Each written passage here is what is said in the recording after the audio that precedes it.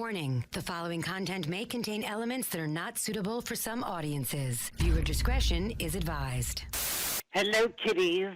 This is yours duly, John Kassir, the voice of The Crypt Keeper. And you're listening to Slasher Radio.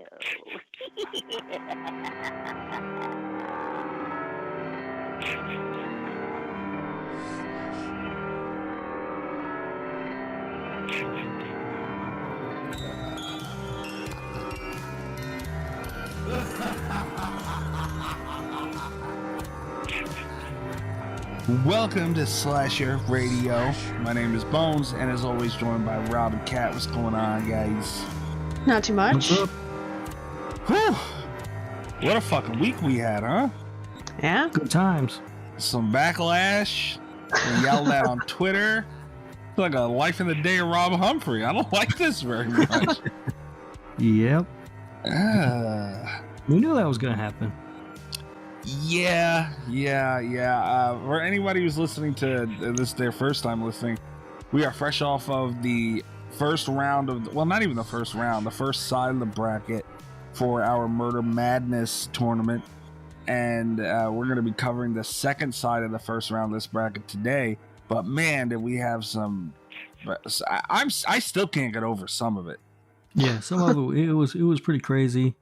But that's what happens. I mean, these people are battling it out for the Lord Humphrey Cup, and that's, it's a valued prize. Kat, correct me if I'm wrong. He took his name off that, didn't he? You tried to take his name off of it, I believe is what happened, right? No, after the Jason thing, he removed his name from the cup. Yeah, you did. After I decided that I'm not going to do that anymore. I'm going to keep the name on it. Lucky us, right? Yeah. Are you still paying Mountain Dew $300 to put a sticker on it? No, if they want to pay me $300 though, we can talk. Oh, I did Twitter polls for the first round or the first side. You did? Do you have those handy? I do have them handy, but we can go over them whatever you want. Let's go over them now. Fuck it. All right. So let's see. The Twitter agreed with us that Patrick Bateman would top Jeremy Melton. Right. It was 78 to 22%. Okay. They also agreed that Ash would beat Mary Mason. Ash got 95% of the vote. Wait. I think I was the other 5 because I think that was the one. It was either Mary Mason or I tried to answer all of the polls. There was one that, like, while I was scrolling, I clicked the wrong thing accidentally. And did anyone vote for Jeremy Melton? That actually might have been the one. There was one I voted for the wrong thing accidentally, and I felt really dumb. But yeah, Jeremy Melton got 22% of the vote. That's my problem. How'd Mary Mason get so little? Yeah, I don't know. You know how I tell you guys that the people who listen to the show are crazy. But Mary Mason got so little, less than 10%, and Jeremy Melton, really? All right. They Chucky beat was it Kyoko? Yeah. With 73% of the vote. This one hurts, Kat. The Twitter audience agreed that the Leprechaun would beat Santa Jaws 84 to 16. Oh, that hurts. Yeah. I did still vote for Santa Jaws. Yeah. They took Laurie Strode over Amanda Young, just like we did. What was the percentage of that one? 58-42. That's about where we were with it, too. Yeah, it was close. Yeah. Okay. They also went with Hannibal Lecter to beat Norman Bates. Of course. Hannibal got 87% of the vote. They took Victor Crowley over the director. So can I just comment on that really fast? I do think that moving forward, because last time we struggled a little bit with how to rank the director, I do think that it should just be like a 1v1 against a monster, but they do have to make it like through the cabin experience. I think that's the thing. I don't know 1v1. You know, like I think she should have a few. That's in her bag. I think she should have her team. I think they should be able to, like, she should have the chem department. She should, like, have everyone influencing and setting things up, but they just have to make it through the cabin. Yeah, I mean, that's a lot more fair, but Yeah, I think that's don't know. more fair. Like, because I felt a little bit bad about that. I still would have voted for the director, but having like the full gauntlet, I think was a little bit. Right. Yeah. But at the same time, too, when you're just scrolling through your Twitter feed and you see Victor Crowley, you're gonna probably vote for Victor Crowley. Yeah, the problem with setting up these polls is there's a very tight character limit on on what you're allowed to enter for poll entries on Twitter. Right. So it wasn't like I could really break it down, you know. No, of course, but I mean for us moving forward, since the director made it, I think. All right. To make it a little bit more fair, because that being said, I do think we should get to choose what goes up against the person. Yeah, we'd cross that bridge when we get to it. All right. I think. We'll I mean, we could, and I think I don't remember exactly off the top of my head because now, obviously, since we went through that side, we can see their next round matchups. Yeah, and I think it was extremely lopsided anyway, so we probably got a good 4 weeks before we have to worry about that, maybe. Yeah. Let's see. They took The Thing to beat Samara. The hell? Yeah, 58% I don't know about that one. Voted for The Thing. Well, that's close though. Yeah, it was very close. Come on, guys. They took The Three to beat The Animals. I can see that. Yeah, The Three, that was very close. The Three won with 53% of the vote. That was us too. It's close. They did not have nearly any sort of issue deciding that Freddy would beat Leatherface. Freddy got 93% of the vote. God damn. Yeah. I even told you guys, and I love Freddy. I didn't even think it was that close. Yeah. I mean, that distant, rather. This is anticlimactic, but there was a tie between the Collector and Ghostface. Get out of here. Really? Yeah, 50%. Damn. 50-50. Beetlejuice. They took Beetlejuice over the Babadook. Well, that's dumb. That's another one where you're scrolling through. Yeah. Okay. It was close. 57% for Beetlejuice. All right. Okay. The most hotly contested of the first round matches. I want to hear this one. Pinhead against Jason Voorhees. Mm-hmm. Dead even split, 50-50. No way. Yep. Wow. And again, just while we're on the topic, I would like to on air publicly apologize. I misled our audiences. I said incorrectly that Pinhead had never died. I'd been drinking. It's been a long time since I've seen the Hellraiser sequels. I do sometimes, and this is, I think I'm worse about this with Hellraiser than any other franchise, where I sometimes confuse like book and comic lore with the movie canon. Pinhead has died on screen. There was a thing about him being Spencer, that there was like an origin story arc. I will say I never felt and I don't think I've actually seen all of the Hellraiser sequels since I was like in high school. It's been a while for me too. But I never felt like Pinhead was as convincingly dead as Jason was. Like, I felt Jason had been defeated more convincingly more times, and I did not portray that accurately. So for everyone else, for everyone that was listening last week, I would like to apologize for that. I would like to correct that. Accuracy is important to me. I still think there's no contest Pinhead wins. Like, hands down, but I will, I've also been drinking today, but I will try to be more accurate about my feelings regarding this moving forward. I think in light of this new information, guys, we need to start all over. Yeah, let's do that. You know, I've never had anything, and we're at like close to 180 episodes of this show, and I've been on over that, really, if you count bonuses. I've been on every fucking single one of them. I've never had anything travel past when these headphones get off like this has with me. I laid in bed at night thinking about this that night, and you know, I'm gonna stand by my decision on Pinhead 2, and I'm right there. I'm like 49.9 to 50.1. It's so close. I will say this. I think it was just a matchup thing. And as amazing as Jason is, see, if it would have been Victor Crowley versus Pinhead, I might have been a little more. I probably would have picked Victor Crowley.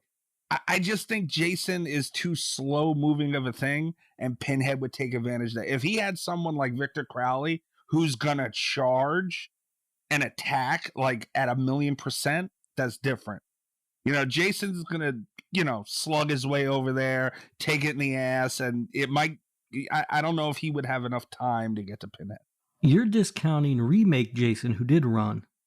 Yeah, I know, but even at that, like those chains come out. Like, I don't know. Like, Jason is more like he'll let you do stuff until he gets tired of it. But that might be too late with somebody like Pinhead. I don't know. It was such a hard. I'm still not positive on it. Don't get me wrong. I don't know. It truly, truly haunted me. And I do want to point out that Pinhead's death was more of a demotion. I'm still pretty sure Cenobites can only be hurt by other Cenobites. That being said, I am in the process of rewatching the sequels again so that by the time he comes around on a bracket, I can be more factually sound, but I'm still pretty sure it would take a Cenobite to kill Pinhead. Well, I do not envy you watching those sequels because they suck. Some of them did, yeah. Some of them are not good. Yeah, I did plan on. I knew we had a little time before we get to that road again, and I do plan on rewatch because it's been a minute for me too. Like, Hellraiser just isn't something I think normal human beings just casually put on to watch. It's weird because I watched the original a lot, but I didn't even realize until I was reading some of the comments about the episode, like how long it's been since I've seen the sequels. Yeah, me too. Well, what's done is done. Yeah. Yeah. 50-50 though. Wow. Yeah, it came out 50-50. That's impressive. That's amazing. They did take Carrie over Buffalo Bill 86-14. Okay. Yeah. Sweeney Todd over Brenda 92-80. Or I'm sorry, to 8. Oh, that's fucked up now. Yeah. And shout out to our boy Nesto. I don't think I got around to. I did see he went through our shit, man. I didn't get to read it all, and I wanted to respond to it with the respect it deserved, and I haven't had the time. I'm with him, man. He was on Team Brenda, and I do not think it's that decidingly. I don't. Yeah. They did take Michael Myers over Payman, 69-31. What? Yep. What's wrong with people? And that's the last one I had, so that must have been it.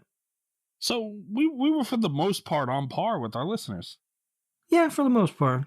Yeah. Oh shit. I think they got the easiest ones off though, is the strangest part. That's weird. Oh yeah. Well, speaking of the infamous Jason Pinhead debacle, we are still accepting voicemails, guys, and I know we skipped over it last week, but we kind of have one that is very appropriate and I feel needs to be heard. And is Kat's mom going to cuss us out? Uh-huh. Is Kat's mom calling to cuss us out? Not this time. I imagine someone else is calling to cuss me out, if I had to guess. Yeah, kind of, sort of. To be honest, I'm a little scared of my life if we don't play this week. So, this one's getting forced through the newswire here. Guys, if you do want to leave a voicemail for the show, trace the call. It's coming from inside the house. The number is 917-397-KILL. That's 917-397-5455. And you can leave a voicemail for the show, and anything horror related you want to discuss, anything about the show, anything related to the horror topic you want. If you just want to vent about shit, like how our next voicemail is going to be, just go ahead, feel free. Like, if you're sitting in traffic and the guy in front of you pisses you off, call and vent about it, and then ask us something horror related. Why not? So here is the voicemail for this week.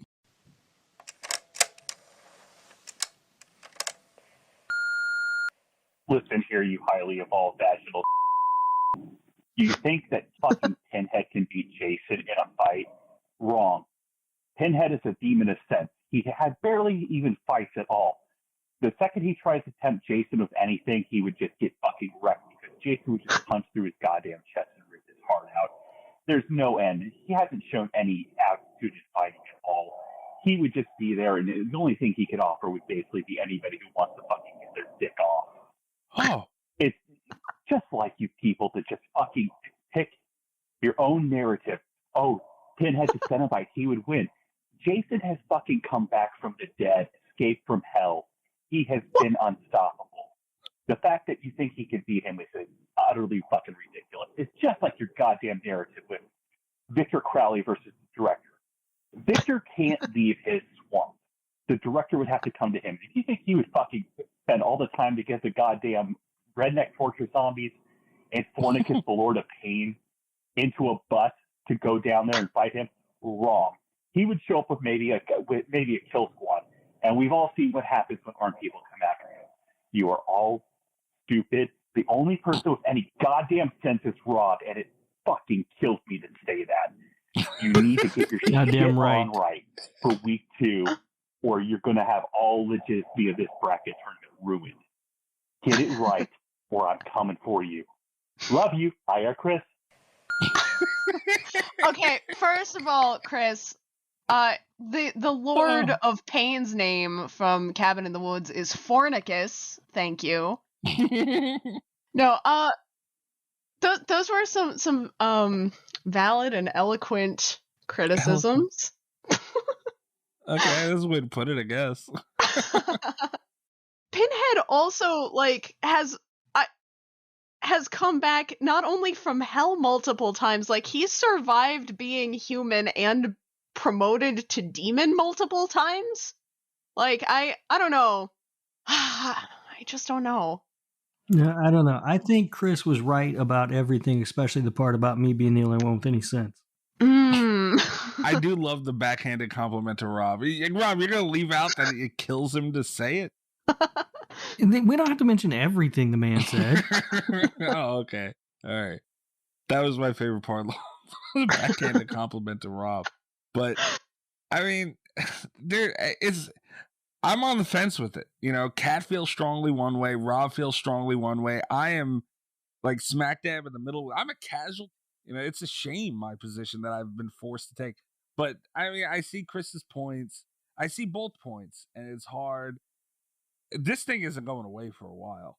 It's just not. And I see a Jason Pinhead episode in the future of this show, so that should be fun. I don't know. We really need Roger to call in and let us know what he thinks. Oh, God, no, we don't. No! Was that the first bleep by a voicemail, by the way? Oh, no, Bobby. Yeah. Oh, yeah, Bobby, I'm sure. Yeah, it was Bobby. Bobby's always the first bleep for some. Chris is going to get mad. He's really having a hard time on these bleep things. As Kat said, that was very eloquent, Chris. Great job.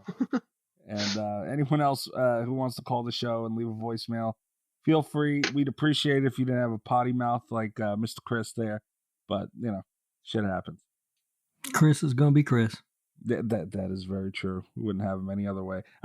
Another thing, too, like he threatens our lives practically. Calls us, what did he say? Evolved vaginal. And then at the end, like, love you, bye. I'm like, what the hell? Only Chris. Yep. Anyway, you guys want to get into the news? Yeah. Let's do it. It's time to hump the news with Rob Humphrey. He's not a genius. I don't know how the fuck this got in here. This is, you got to go to slasherradio.com right now. It is the most important thing you will ever read.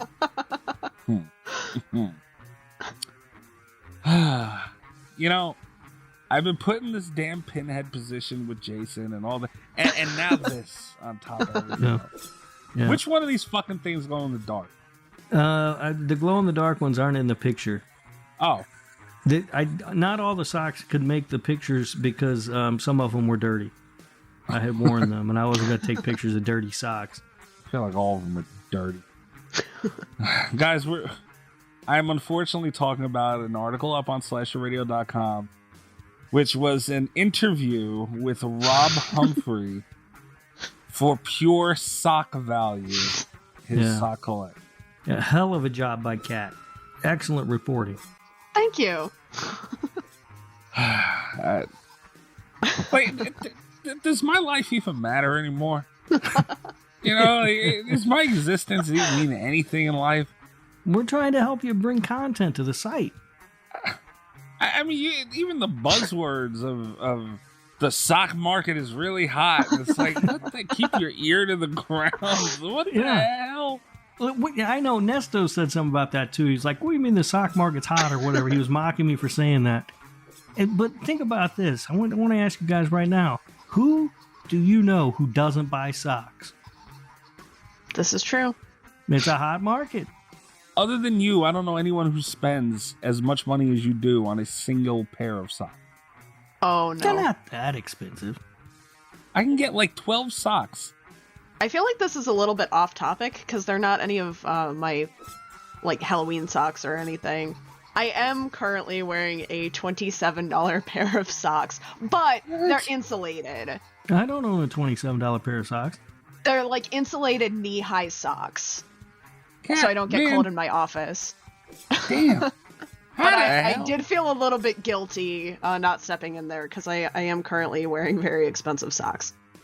I feel like Kat lives a much fancier life than me. She's got an office and $27 socks. Yeah, mad scientist coffee setup. Yeah. To be fair, my office is a walk-in closet that I converted into an office because my clothes aren't fancy enough to justify having a walk-in closet. But well, damn, I don't have a walk-in closet either. Well, damn. Then where do you keep all your office supplies? Where do you keep all your socks? Is the real question. I take up an entire dresser drawer, and they might spill into a second one soon. Great. Well, if you wanted to see Rob's socks, if you were clamoring for that, I mean, you two really planned this entire thing, and I had no idea. And there's pictures taken and all. Like, the more I look at it, the more it pisses me off. I can't believe that you guys did this. Yeah. Oh, wow. Ghostbusters, unbelievable. In all their glory. I guess go check out Rob's socks. Yep, I was wearing those They Live socks today, actually. Those are the ones I wore today. Moving along. Unbelievable. There is an Art the Clown action figure that is up for pre-order at Trick or Treat Studios, and this thing's pretty cool, guys. What do you think? It looks pretty cool. Yeah. What are they selling it for? $700? I don't know. Well, it doesn't have a Mountain Dew tattoo, so... Oh my god. I just seen it. Guess how much they're selling this for? I don't know. $50. 120? 130. Wow. I'm getting better. How tall is it? Like, what's the size? 12 inches tall. 12 inches tall. Oh, wait a minute. The images below. Oh, okay. I thought it came with this stuff. Okay, you can also get an Art the Clown mask, costume, and enamel pin. Who knows what those will cost? Yeah. Could I just get the enamel pin? Because I don't know. That would be nice. Yeah, I don't know why it's so much money. This is ridiculous. But I mean, guys, go check it out at Trick or Treat Studios. It does look cool. You know, it comes with a little hand saw and like surgical supplies and shit. You can change out the hands. It's high quality and all that. I wouldn't pay $130. That's a lot of socks. Right. Yeah, and I love Art the Clown too. Why they gotta price them? I don't know. It's these things are always expensive. It seems like. Yeah, but 120. I mean, it could be. Damn. I don't know. Oh, I thought that said 30 pounds. I was gonna say, what the fuck? Anyway. Moving along. Jurassic World, the ride in Universal Hollywood, is getting a massive upgrade because Universal Studios, and they're opening up on April 16th. That is a Friday. And I think they picked a perfect fucking ride to upgrade if they were going to do something like that. I mean, it makes sense. They were closed all this time. You might as well have something new for people. Yeah. Yeah. I mean, at least they were able to do something cool with the time that they were down. Right. I've never ridden a Jurassic World ride, so I don't know what the old one was like. Yeah, I don't know either, but it looks like they're in a giant-ass raft or something, and two dinosaurs. About to fall off a cliff. Right. This thing looks badass. Rob, would you go on that? No. No? No. Not if it goes down that big old cliff like that. I might be thinking of the wrong ride. I remember there was a Jurassic Park ride at Universal when I was a kid. That like really scared the crap out of me. I was very traumatized, and but I didn't like the last time I was there. I took my cousins there a couple summers ago, and I don't remember them having. I remember they had the dinosaurs. They had like an exhibit, but I don't remember there being like a new ride for Jurassic World specifically. So maybe I just didn't get there, or I don't know. I'm pretty sure, because I remember something like that too. I went to Universal Studios when I was young, and I'm pretty sure they upgraded it, because I have seen videos, which is really fucking cool. They have a raptor outside of it, which, you know, you can go up to it, and, you know, it's like interactive and all that stuff. So I'm pretty sure they upgraded it. I am not a roller coaster guy at all. You will not get me on one. But this, like water, I'll do it. I would go on this. But the rides at Universal aren't really like roller coasters. Right. They're, Yeah, you know. That's why I'm down with Universal. I can handle their shit. Roller coasters? No. No, I don't do roller coasters either. Nope. Will Don't not got get time me for on. that. Final Destination 3? No, thank you. Yeah, I saw that shit. That's a documentary in my mind.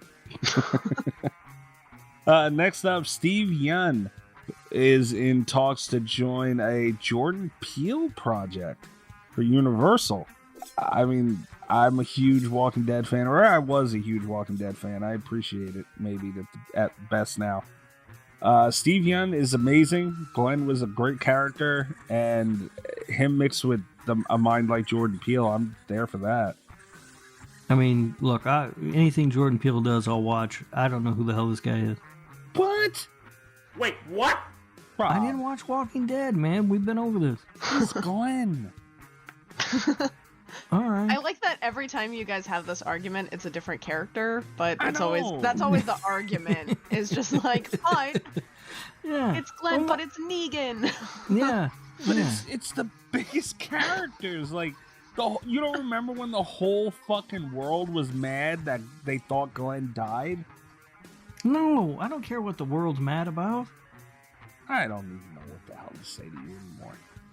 How do you not know Glenn? I didn't watch the show. Jeez. One of our listeners, Amanda, is going to be pissed at you for that. I'm just letting you know. No! Letting you know. Last thing I wanted to mention, though, Don Mancini is teasing Chucky material from the upcoming Chucky TV series, and he revealed the title for the first episode of the upcoming season, and it's called Death by Misadventure. All right. I don't know. I mean, honestly, it's a title to an episode. Like, it doesn't tell me anything. You know, I'm glad to know the show's still coming, because it had been so long since I heard anything about it. I was afraid it had been canceled. Yeah, that's kind of the page I'm on. I'm glad that there is news, but I'm not super impressed by the news. Yeah. Yeah, this is like when they try to release new Halloween news, and they're like, we got a new picture from the new Halloween movie. And it's just another picture of Michael standing there holding a knife. Right. You know? Like, all right, I mean, it's cool and all, but... I just can't. I'm trying to control myself here, because I'm looking forward to this. I mean, I wish it was more based on, like, the remake. Uh-oh. Are you out of your... Really? Yeah, I mean, that would be more interesting. You're trying to piss me off, aren't you? I might be. God damn. I might be pushing a few buttons today. Oh, wow. Okay. All right. I'm okay then. Damn. No, absolutely not. Man, this one, like, the whole crew's getting back together for this one. And that's the good thing about it for me. It's not the remake. It's the original Chucky, the original cast, the original crew, and that's Is good. Tiff coming back? I'd imagine at some point. She hasn't been announced for anything, but wherever there's Mancini and all that, the original Chucky, she's there. She'll be in there somewhere. I don't know. Jennifer Tilly's awful busy. Isn't she like a world champion poker player or something now? Is she really? I hope so. That's amazing. Yeah, there's some story like that. Where she I don't know if she won or was at the final table of the World Series of Poker or something. Oh, wow. Well, all I know is that Jennifer Tilly apparently turned down an interview for the show because she does not do horror things anymore. But when that Child's Play remake came out, she was tweeting all about it. Just saying. Anyway, but I'm sure I love Jennifer Tilly. She's amazing, but I'm sure it's a franchise, not a franchise. It's a television show, so you gotta imagine she'll be in at least one episode eventually. Yeah. She won the 2005 World Series of Poker. Looks like she's won a lot of poker tournaments, according to some creepy poker website I'm on. She's won. Okay, so her total poker winnings in her professional poker career are over $1 million. God damn! Yeah. Wow. According to pokerlistings.com or whatever that weirdo site was. I mean, Jennifer Tilly, you think I could borrow like $100 or something? Yeah, hey Jennifer Tilly, you want to buy me a Mountain Dew Mogwai? Please, God, I would be forever grateful. Oh man, I'd be like her servant for the rest of my life. So yeah, she's out playing poker. Who knows? Making $1 million on it too. Jeez. Yeah, maybe she's too busy to be in Chucky. You know what the scary part is? Imagine how much she's lost. Yeah. Ugh, gotta be bad. Anyway, all right. So that's all. Oh wait, no. Saw the Spiral. Yeah. Is that a new trailer that was released? Is that the first trailer? It's a new trailer. It is not the first trailer. There was a trailer that came out last year when the movie was supposed to come out, and now we have a new one. I'm gonna be honest. I don't remember the first. Is it very different from the original? Yeah. Yeah, it is. That one looked. I guess they both do look a little bit more like dramas than like when you compare them to the previous Saw trailers. The previous installations kind of focused on the horror aspect, and this one seems to be focusing more on the story outside of that, which is interesting. But the last one seemed a little bit more. I would say that even in that dramatic context, the first trailer seemed more like a drama, where it was a little bit more ambiguous what the plot was, and this one, teased a little bit more. I felt like this trailer didn't really sell me on the movie. It to me came off almost like a police procedural. What is going to sell you on the movie? Where Chris Rock just yells at people, like Chris Rock just seemed to be yelling at everybody. I will say that is kind of a problem that I did have with this trailer. Yeah. It did not, I mean, I'm probably going to see this movie because I'm really interested in Chris Rock, Samuel L. Jackson in a Saw movie. But I don't know if I'm going to like it or not. It's also got, that guy in it, the other one. The other one. I want to call him Lee Tourneau, but that's the character that he played in Horns. Anyway. I don't know. I had forgotten that he was supposed to be in it, because the only thing I remembered was that Chris Rock and Samuel L. Jackson were in it, because it's been so long since the first trailer, and then this one dropped, and I was like, oh, I know that guy. Except for I don't, apparently, because I can't come up with his name for the life of me. Yeah. Was he ever on The Walking Dead? No. Okay. Leave The Walking Dead alone. No, I didn't. I haven't seen Handmaid's Tale either. He was in Horns with Daniel Radcliffe. I've seen Horns, but a long time ago. He was the bad guy. Yeah, I don't remember it that well. All right. Well, I think it was a good movie. I just don't really remember it all that well. Yeah. The Spiral thing is gonna. It's just gonna. You could already tell it's gonna be so different. It's dangerous to do that. And I love Chris Rock, a huge Chris Rock fan, and Samuel L. Jackson too. He's great, but they're going in a very different direction. Chris Rock doesn't have a great track record with movies. I do get a little bit scared. Yeah, like his stand-up is really good. He's a great stand-up, but like the movies that I've seen him in have not been great. It's one of those things I worry about whether or not it's... Because it doesn't look bad. It looks like it's probably going to be pretty good, but there's always that concern where it's like, did this need to be a Saw movie? And Right. They have kind of already started distancing themselves from it a little bit, where it's like from the book of Saw, as Right. opposed to, you know, like Jigsaw or... I don't know. Yeah. But Samuel L. Jackson, he's awesome, so... whatever. Oh, yeah. Yeah, everybody involved that I've seen listed involved, it looks awesome. It's just, it's scary when you go so different. And we talked about it with the Child's Play thing when we did that remake. Yeah, it was a good movie. You know, so was, I could go down the list of remakes that are good movies, but they're just so different. And it's like, why didn't you do your own thing on this? I don't know. But, and it would be, I would imagine if you have Chris Rock and Samuel L. Jackson on it, it would, I mean, I would imagine it's a lot easier with those names to get budgets and everything. So, you know. Oh yeah, I'm sure. Yeah. Well, we'll see as more comes out. Because when's the release date for this? It's next month, isn't it? Yeah. Yeah. It's May. So 14th, I think? Yeah, that sounds right. Mid-May. yeah, I noticed that from the Book of Saw crap. I don't know. We'll see. Let's see how it goes. All right. So that's it for the news.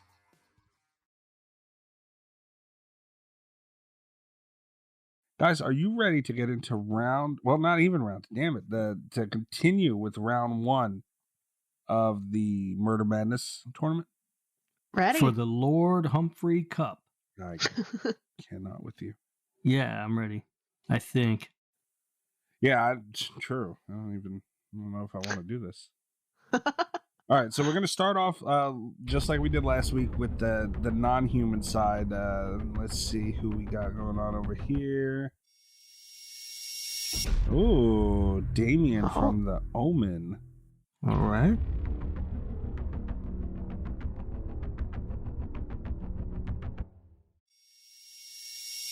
Oh, shit. Ooh. It's Pazuzu. This is ironic. A little bit. From Yeah. The Exorcist. I mean, these movies were compared very often.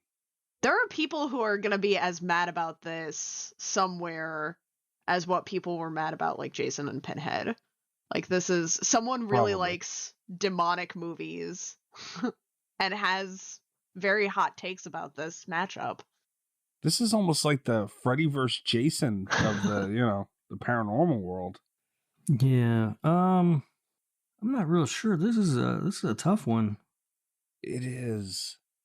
Well, Pazuzu, he possesses people, right? Right. Mhm.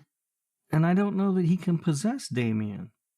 Yeah, but what's Damien gonna do? Like, Damien's not gonna throw holy water on Pazuzu. Like, No, but he can't. I mean, like, if Damien is the son of Satan, he's already possessed, right? Yeah, to some degree, I'd imagine. So can he be double possessed? I don't think Is he that a can be thing? possessed. No. This is a bizarre one. As big of a movie as The Exorcist is, this is a tough matchup. It is. I think maybe here's the thing is that Damien, like, as a kid, I think he could probably be influenced by other demons. Right. I think Pazuzu's probably stronger than Damien currently, but I think there's only so much that Pazuzu would be able to do, like Rob said, without possessing someone. Like, Yeah. so I think on that scale, I think Pazuzu's scarier, but Damien might win. Like, Damien eventually is going to grow up and just outrank him. He does. He turns into Sam Neill, if I'm not mistaken. Right. Um, Right. Damn. Yeah, that's... head of the Thorn Company or whatever. yeah. Yeah, this is really a tough one, but I'm going with Damien. That's got to hurt you a little bit. I mean, I love The Exorcist. It's a great movie, but I'm not going to be super sad if Pazuzu's knocked out of here. Gad, who are you rolling with on this one? I'm probably going to go with Damien, too. Yeah, I think Damien. Yeah, it just makes the most sense to me that Pazuzu's not really going to be able to possess him fully. I feel really bad because I stick up for The Exorcist a lot when it gets compared to... Well, I don't know. I liked The Omen, too. I think The Exorcist was... Like, if I had to rewatch one repeatedly, it would be The Exorcist, but yeah, I think Damien's gotta win this one.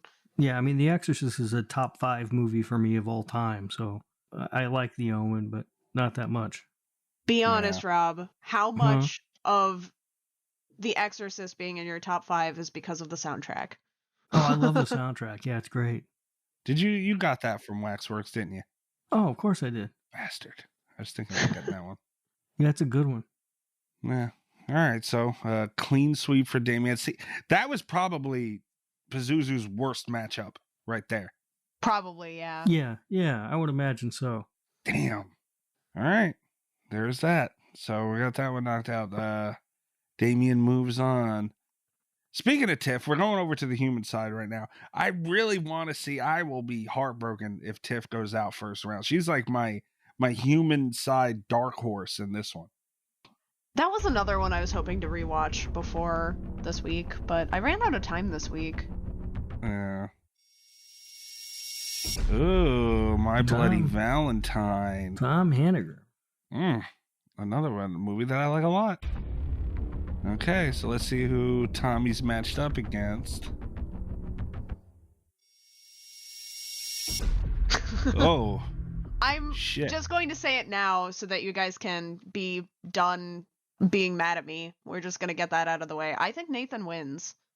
Okay, I don't know who Nathan is, so I'm sort of removed. This is a musical, and I have never watched it, obviously. They're talking about Nathan Wallace from Repo, so go ahead, Kat.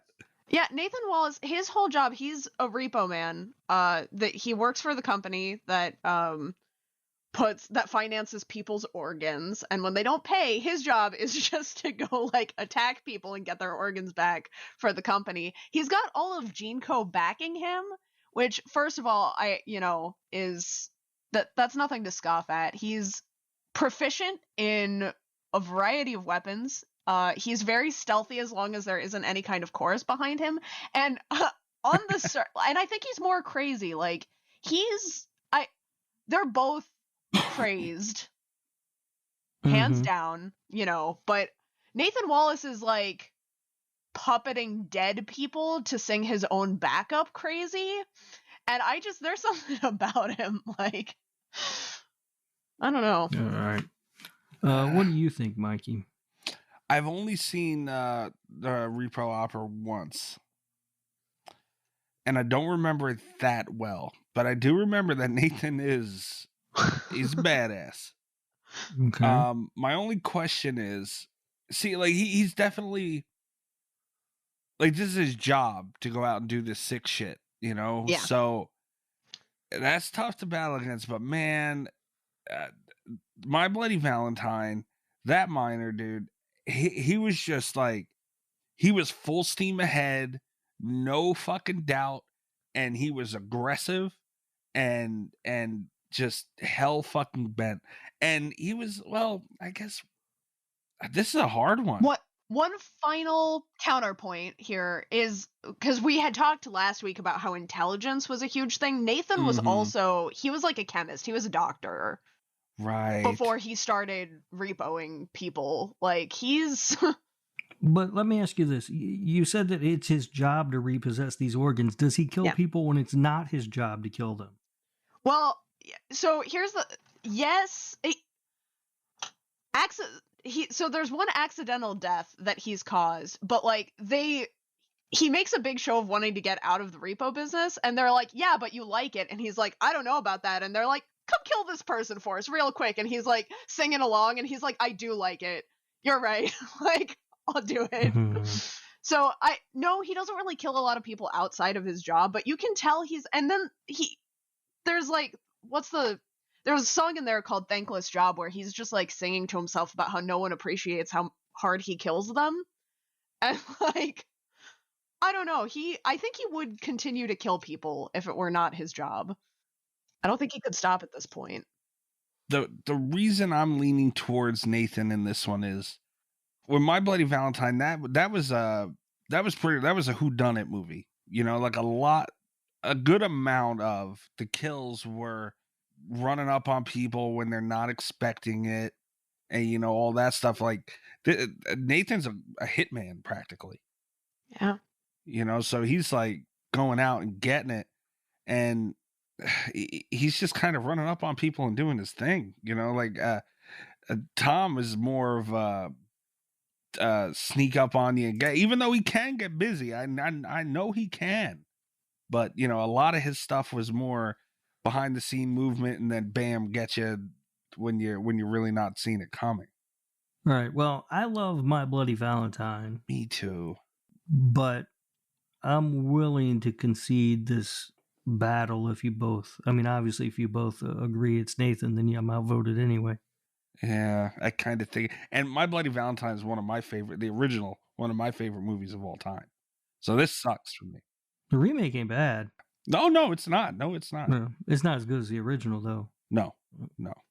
I haven't seen the remake for a while. I don't think I've seen the remake since it came out. Yeah, we did an episode on the remake and the original on This Horror Life, so I just watched them both recently. And they're both really good, but I remember mean, really liking the original. Yeah, the original is just awesome. Yeah. All Damn, right. man. Fucking, this sucks. Damn it. The intelligence thing, I'm telling you, it is. gives the humans an edge. Yeah, it really does. That's the thing, is I think Nathan could like outfox somebody. Plus also he's just crazy. I don't think I've ever been like so disturbed as watching him watching Anthony Stewart Head just like hand puppet a corpse in a musical number. That was traumatizing. That stuck with me. All right, so Nathan's in and Tom is out. Damn, that one I'm not happy about. Not gonna lie. Not happy about that one. All right, that's the way the cookie crumbles. We are going to roll on forward to the non-human side of things. We still got some heavy hitters on this thing, not for nothing. We do. Oh, Annabelle from The Conjuring. She loses, right? I would sure fucking This hope is going to so. come back to haunt me because she's going to go up against something like... She's going to go up against Billy, and I'm going to feel like an idiot, but... All right, let's see. Alfredo on Twitter is going to get mad at us if she goes, but that might Sorry. be... Oh, No, yeah, she's done. gone. She's Bye, gone. Annabelle. Woo! The creeper from Jeepers Creepers. Good Lord. Sweet Jesus. Mm-hmm. Somebody get the hose, because this one is done. Yep, Annabelle doesn't stand a chance there. And I'm perfectly fine with that. Well, before we move too far past this one, I'm known for saying I don't like the Conjuring movies. So, you know, there were some good things here and there in some of them, but for the most part, I think they're garbage. Annabelle, I mean, she's possessed. I get that. But, I mean, if the doll dies, does I would imagine if the creeper just tears that thing apart, which he would, it's over, right? Yeah. I mean, I guess. I don't know. I don't know how that works. I'm not clear on how that would work. I'm not even sure he would take... Here's the thing, is that I think a lot of Annabelle's scare factor comes from, like, the creepiness of the doll. I'm not sure he would notice. Like, you put Annabelle down in that, like, sewage tunnel thing, the drain pipe, and I don't think he realizes that she's there. And she's, like, moving around trying to freak him out. He could just, like, go about his day and then, like, accidentally step on her, and that would be it. Like, I don't... Right. Yeah. And then I'm a little unclear as to what would happen once the spirit got released or whatever, but I'm pretty sure he could take it. Yeah. I would think so. I mean, it's more likely that he could take it than the spirit would be able to take him or possess him or whatever. Yeah. I would say. I don't know. I'm sticking with the creeper on this. I can't. No. Yeah. As unclear as there's gray lines with it and the paranormal thing and all, but I mean, we don't even know what the hell the creeper really is, to be fair. So it's like, you know, I just don't see any reason that he wouldn't be able to whoop whatever's ass comes out of that doll. So I'm sticking with the creeper too. I think it's a clean sweep for the creeper. Yeah. Yeah. I'm so happy he moved on. Barring Jeepers Creepers 3. We don't talk about No, we don't. That one doesn't exist. Nope. Do you know they're trying to make a fourth one? Ugh. Honestly, even if Jeepers Creepers 2 didn't exist, I might be okay with it. I actually like the second one. Well, I don't know. That was like the first time I remember being disappointed in a sequel. I think the second one is more fun than the first one. Like, it's more. It's not as good. I don't think it's as good of a movie, but it's much easier to watch. I think it's both. I think it's better. Oh, I like that. I don't like that at all. I'll tell you, that was a good movie. Third one's a piece of shit, though. We all. Yeah. God Almighty. Anyway, how come you give the pool cleaner being out of the pool so much shit, but you don't give the hand and the fucking potted plant thing nothing, Rob? Really? Come on. Damn, that's not fair. Anyway, bounce over to the human side again. We're getting some easy decisions here on this side of things. Oh, ho, ho. No, here goes Tiff. All right. Here she is. My dark horse. Tiff from Child's Play. We were just talking about her not too long ago. Poker extraordinaire going up against... Oh, shit. Dan Kane from The Reanimator. I would like someone else to talk first, because I feel like I'm going to get in trouble. Uh-oh. I'm leaning towards Tiff here. Dan Kane is smarter, and we've talked about what a great advantage intelligence is. Yeah. But I think Tiff is just more vicious, and he's not. I don't think he could fight her off. I mean, I'm thinking the same thing, and I'm also want to throw out there. Granted, obviously, Dan is more intelligent than Tiff. I get that. Tiff's she's pretty smart too. You know, like we look back at Bride of Chucky, and like that whole plan of getting them down there as dolls was orchestrated by her, and you know she had a good part in getting them as far as they did. You know, and you know we can go into Curse of Chucky and even Cult of Chucky. She made a little swindle move in there. You know, she knows her way around too. So I think her viciousness outweighs the advantage that he has over her in intelligence. All right, I'll concede this. I'm not convinced 100%, but you've kind of swayed me over to that side. I can see that. What was your argument though, Kat? Because this is a tough one. I mean, it was the intelligence thing. It's one of those things I could easily see it again in a crossover style thing. I could see Tiff needing him. Of course, she would have no hesitation in killing him the second, she didn't need him anymore. Mm-hmm. So I can see the viciousness argument. I really was just thinking intelligence, coming into this. I just, Tiff just seems like one of those characters that won't let herself die. Yeah. Yeah, and the other thing is too, Dan Kane, he doesn't really have any sort of real powers.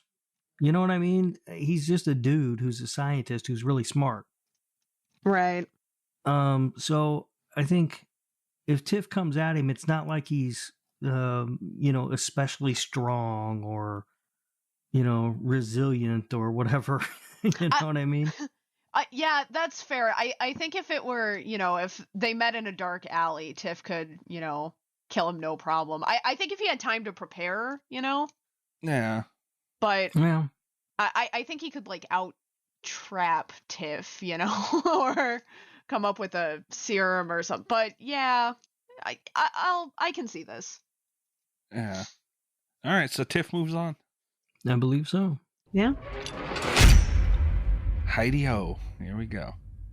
I'm so happy. Well, this whole thing's breaking your way, Mikey. I know it is going great. Yeah. Great. I feel like I All need right. to fight you about something just to liven things up a Well, little bit. I'm sure something will come up. Don't worry about it. With my luck, Art the Clown will go up against Pennywise, and I'm fucked either way. So Oh, well, yeah, maybe. I feel really bad if we're talking, like the mini-series Pennywise, Art the Clown is gonna have a tough time. If I wouldn't fight that hard for the new one, though. Like, can we just agree now before it comes up that it's original Pennywise? Is anyone against that? that we're talking like Tim Curry Pennywise? Yes. I would feel comfortable with that, yeah. Rob? I'm fine with that. All right. Thank God. Because that other one, piece of crap. Anyway, let's move back to the non-human side, see what's going on over here. We got a lot of big names here still. Oh! No, it's Art. Art the Clown. This thing listens. It does. Fuck. I can hear you. This is an AI, the goddamn thing. All right, Rob. Art the Clown. You know which one I want him to go against. Let's see how it goes. Art the Clown is going up against Rose the Hat. Okay. Haven't seen this movie. Rose the Hat. Rose the Hat, Dr. Sleep. Haven't seen it. Interested to hear what you guys think. I'm gonna go ahead and say because Rose the Hat is a lot harder to kill, I feel. Well, so yeah, I think it would take supernatural powers to kill Rose the Hat. Well, she's essentially a vampire. We don't know what it'll take to kill Art. Yeah, she's essentially a vampire. Yeah. Oh shit. She's the True Knot was I think they were really interesting. I refer to Doctor Sleep as one of my favorite like vampire movies because I really like the take on it. They had some interesting mythology going on in there, but she doesn't have a lot of the typical vampire weaknesses, and she's got psychic powers, which I think, Aw. Yeah, I'm not a fan of Rose the Hat or Oh, but that she's so movie. pretty. I mean, So is Art the first of Clown. all, I hate that she's named Rose the Hat because it's the least interesting thing about her is the fact that she wears a hat. That is the least interesting thing about her, Um, but I think it's to like lure kids in. And also they have like they're supposed to be these scary vampire-like creatures, but really they just seem to be like the guys in Monsters Inc. who are collecting Scream when they fill their little bottles with the whatever when the kid screams. Except for So- they're killing kids they're like torturing and killing kids to do that with their psychic powers. I don't. Yeah, I don't know. I didn't like the movie. I didn't. All right. But all that aside, so how do you defeat Rose? That's the question I have because I don't remember. Well, they ended up taking her to Dan and Abba. Was her name Abba? Abba? We'll say yes. Alda? Something? Abra. It was Abracadabra. That sounds right. Yeah. Anyway, they took her to the Overlook. They found something that was more evil than Rose right. was. Right. There was some nonsense about locking up a box or something. Yeah, And, like, they put her his in like a mind- psychic box. Yeah, his mind fortress or some bullshit. But that was like Yeah, that it's was just- a lifetime's worth of psychic powers going on there, Not everybody has that. a really stupid movie. And then you got Art, Art's a vicious fuck, man. who's awesome. And keep in mind, if we're talking Art the Clown, we're going back to we really don't know what he is. Because he was involved with that in All Hallows Eve, that whole, like, the devil and that bus station, train station thing. And He's at the bus station looking for dates. he kind of was. He gave a woman a flower. It had a giant bug in it or something, but, not the best game I've ever seen, but he was trying. That's how you do it, guys. Yeah. Give her a flower with a giant beetle in it and then let her shave your ass. Okay, well. See, we don't really know what Art is either. But I mean, even just him on face value, he sawed a woman in half with a handsaw. All right, Art is awesome. Yeah. I don't think he can beat Rose the Hat. Son of a bitch. Well, if you guys are saying that, I mean, the word vampire alone scares me. Well, it's not only the vampire, but the whole psychic energy thing. Yeah, that's tough. Damn it! I don't know. I don't know how Art is going to be the one to figure that out. Son of a bitch. That was another one of my dark horses in this. I want you guys to know. So now, see, things were going great. Things were going great. Son of a bitch. So Art's out, huh? I'm going to vote for him just so it's not a clean sweep because I feel bad for the poor Art. So all right, you do what you feel's right. That's what I feel is yeah. right. I really hate that too because I do like Art, but I like Art as well. And I really don't like Rose the Hat. I don't understand that. You keep talking about how hot, crazy Emma Robertson is, but you're not like just in love with Rebecca Ferguson as Rose the Hat. Oh no, she's hot. I just I don't like there's a lot going on there. The whole history of how much I hate The Shining, and then the fact that I watched Dr. Sleep and I really didn't like the movie. I don't know. She is beautiful. That hat is stupid. Yeah. Yeah, that's what they named her, Rose the Hat. She's a psychic vampire, for God's sake. Well, they named her Rose the Hat. I now officially hate her because she knocked out Art the Clown. So there's my 2 cents on it. I will watch Dr. Sleep eventually. Just don't bother. That's what I've heard. That's why I haven't watched it yet. I liked it. Of course you did. I did. I'm gonna get in so much trouble for this. I think it might be like the only Stephen King movie that I liked better than the book. You've never seen Maximum Overdrive. I have, in fact, seen Maximum Overdrive. Which is awesome. I don't know why you guys don't like that movie. It's so great. Coked out Stephen King directing a movie with an AC/DC soundtrack. Come on. I don't know about all that, so I'm going to strongly disagree. Well, wait until we do our Maximum Overdrive episode. Oh, yeah, I can't wait for that one. Anyway, moving along to back to the human side of things. Let's see what we got going on over here.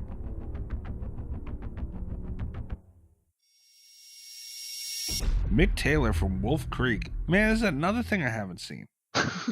I've seen it, but it was a long time ago. Oh, Kat's going to have her way with this one. Australian, right? Yeah. Wolf Creek if you look at the franchise as a whole, if you look at the whole thing, it just is endlessly entertaining. I really did not like Wolf Creek when I first saw it. And then Wolf Creek 2 it's one of the funniest movies I've ever seen. And it's so unintentional that it just, it gets me every time I think about it.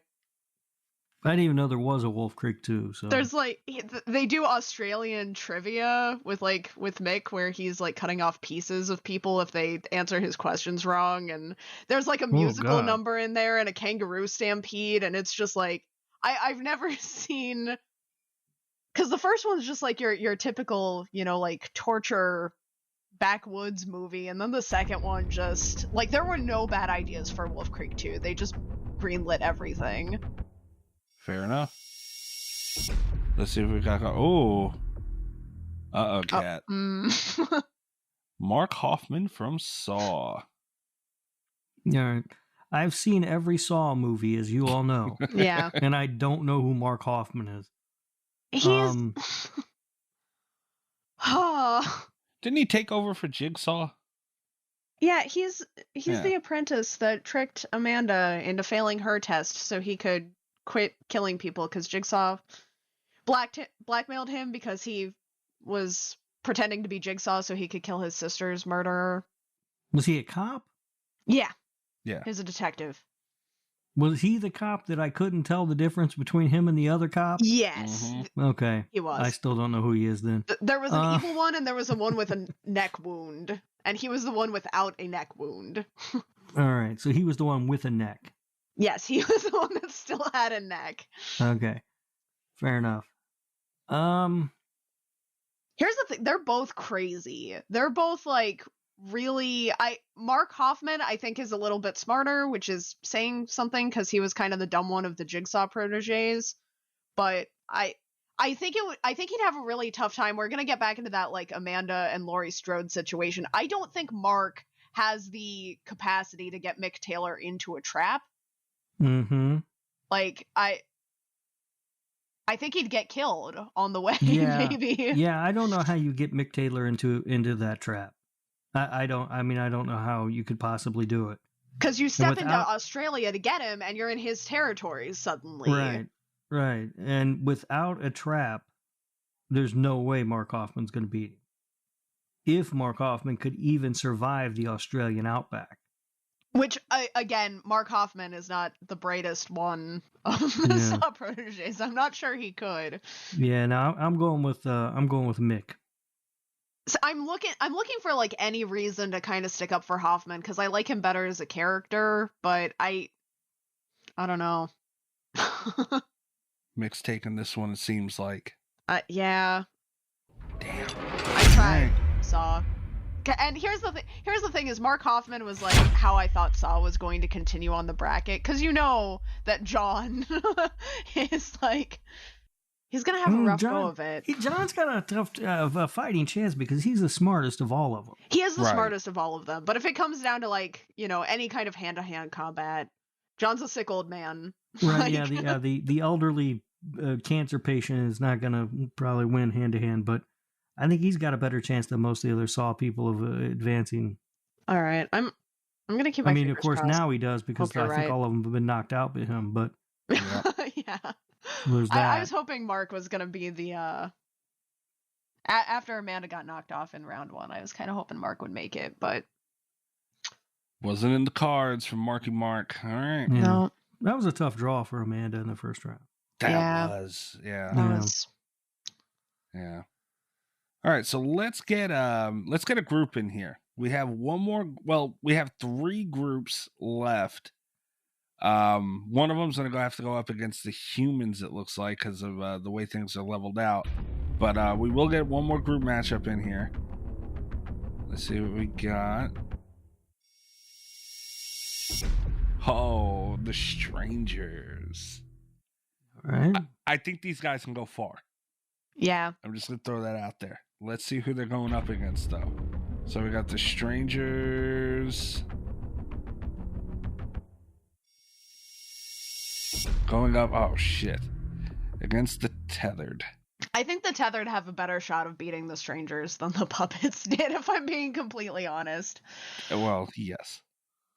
I think maybe they had a better chance, but I still don't think they're going to do it. I don't think so either. I don't think the tethered are that smart. The strangers are extremely smart.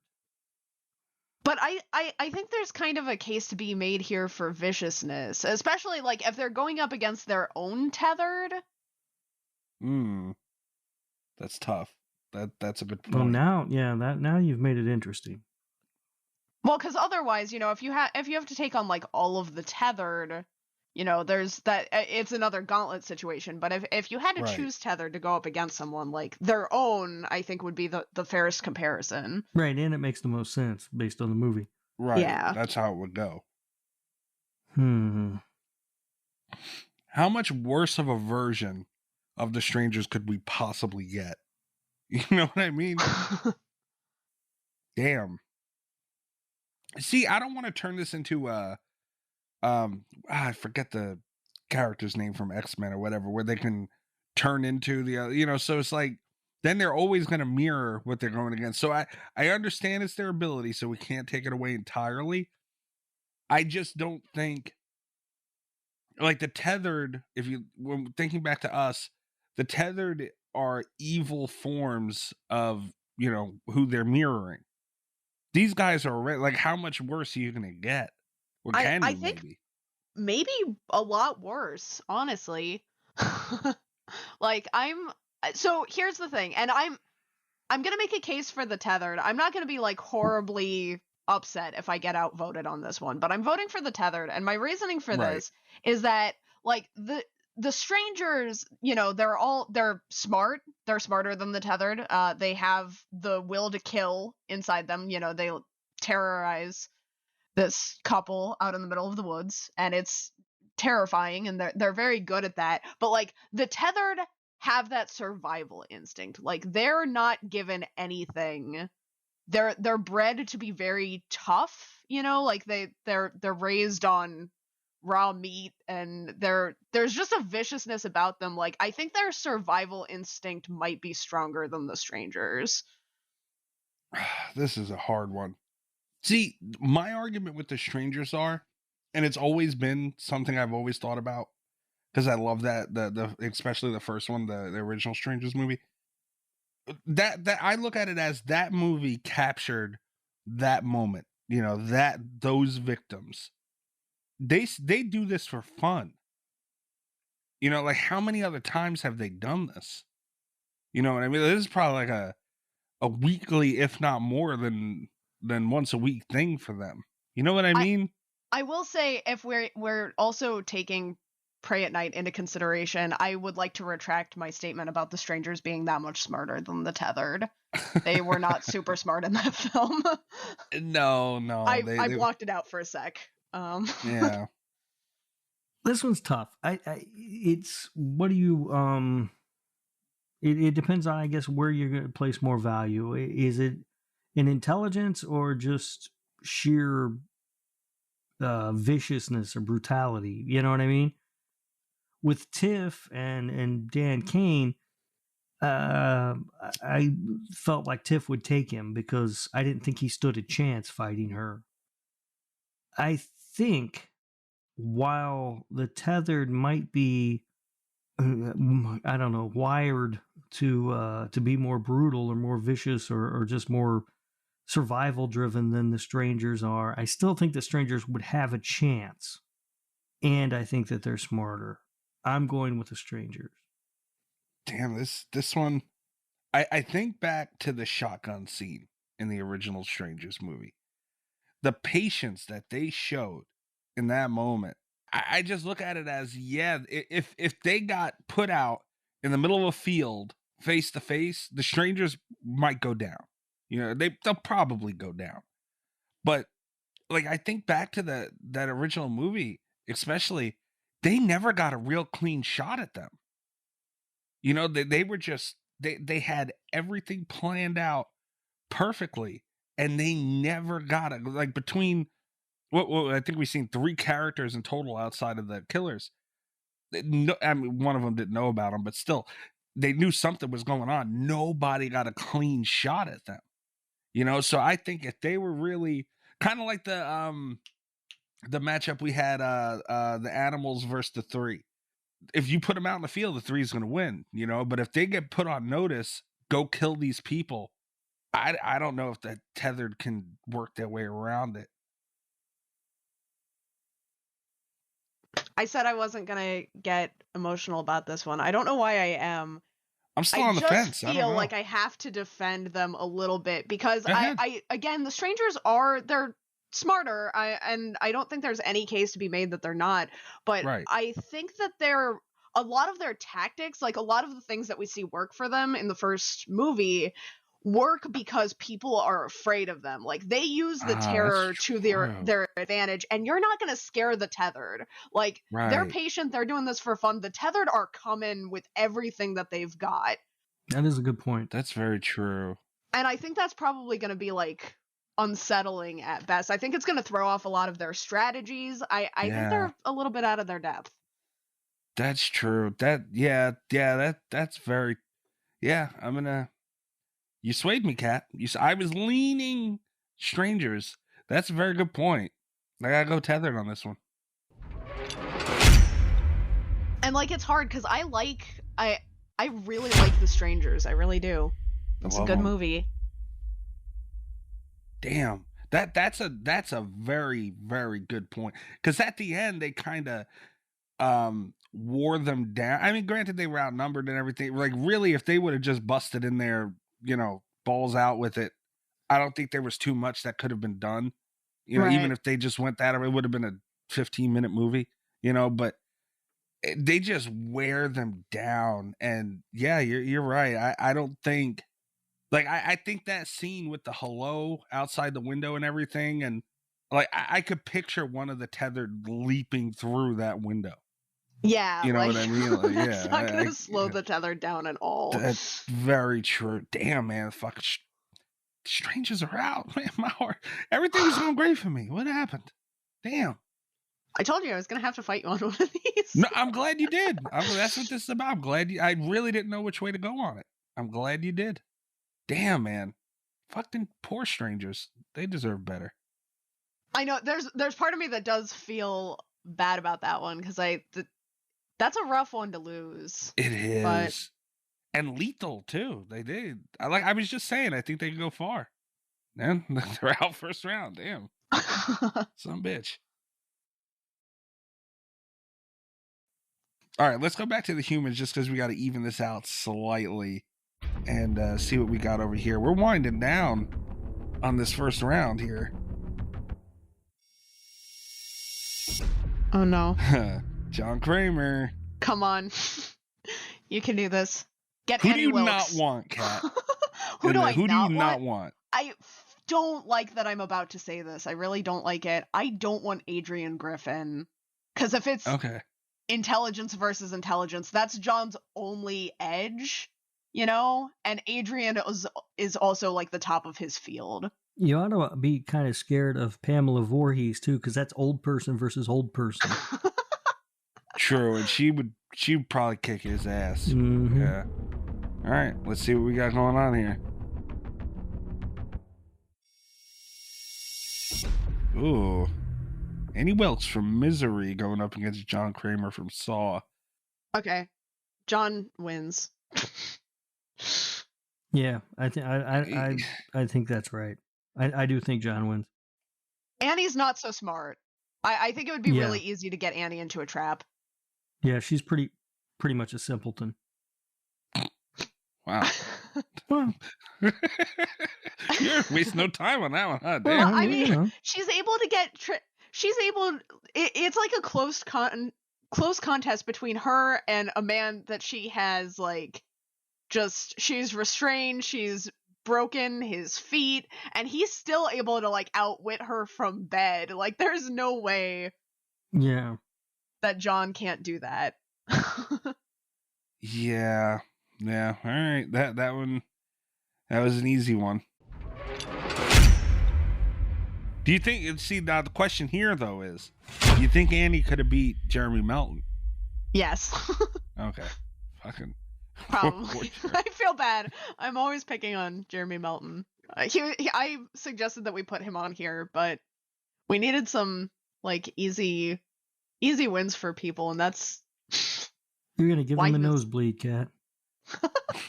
You know, we could do like a reverse tournament one day to see who could lose to Jeremy Melton. That would be amazing. All right. Let's see what's going on with the killer side. I'm really scared that two of these guys are going to face off and it's just going to fuck everything up. Let's see. Oh, okay. Pennywise, OG, Tim Curry is going up against. If it's Candyman, I'm going to be so fucking mad. That would suck. That would suck a lot. Oh, what the fuck? All right. Bruce the Shark from Jaws. Brucey Bruce. How does Jaws win is the question. He doesn't. I feel really bad saying it. He doesn't. Rob, I know this one's hurting your heart. I'm thinking real hard, but I don't. I can't come up with a way he does either. He's not going to get Pennywise in the water. No, and Pennywise, you want to talk intelligence? I mean, he's up there on this list. Yeah, I can't come up with anything. See, that's why I wanted to put Santa Jaws up against Jaws, because it's like, how is anybody on this list gonna fall, other than Jeremy Melton, gonna fall to go into the water against these things? You know? Yeah, Ghostface could have fallen into the water too. He's a clumsy fucker. Pennywise is like terrorizing a kid, and then the sewer takes him out to the ocean, and then maybe he. I don't know. Well, you might be onto something there, Kat. It feels sad that Bruce is getting eliminated so quickly, but yeah. I mean, he's a shark. I think in that situation, Pennywise would still probably win. He probably would. Yeah, there's some beef with Pennywise in this thing. Like, I think he's being overlooked in this whole tournament over here. Like, Pennywise, he's got some brajol, old Pennywise. Well, okay. We'll get there. When he starts facing like other land killers, I don't know about that, because what it takes to kill him is like an inhaler. So oh my god. We'll get to that bridge when we get to it. Let's leave it at that. All right, human side, winding her up. Jack Torrance from The Shining. Yeah. Rob and Greg's favorite movie. Awful. See who he's matched up against. I'm gonna be real pissed if it's okay. Asami from the audition. this is an interesting one. Because I genuinely, neither one of these, full disclosure, are my favorite movie on the list. Neither one is my favorite villain, honestly. I will say what I'm thinking right now, because I could go either way on this. I think Asami has a little bit of an edge here, just because she's crazy all the time. Like, it's nothing influencing her. She just likes torturing people. Yeah, we've got a battle of two crazies. But I do think that she's a little more heartless, methodical. You know? Yeah. She's just cold. She means to do harm. Yeah. And that's all the time. Yeah. And whereas Jack, he doesn't want to hurt you, he just wants to bash your fucking brains in. And then he'll feel bad about it. Yeah. Yeah. Yeah, she's not feeling bad about shit. Damn, Jack Torrance. I think he was another one, maybe with name value more than anything else. Yeah, I think so. Yeah. You're just happy to see him out. I'm not sad about it.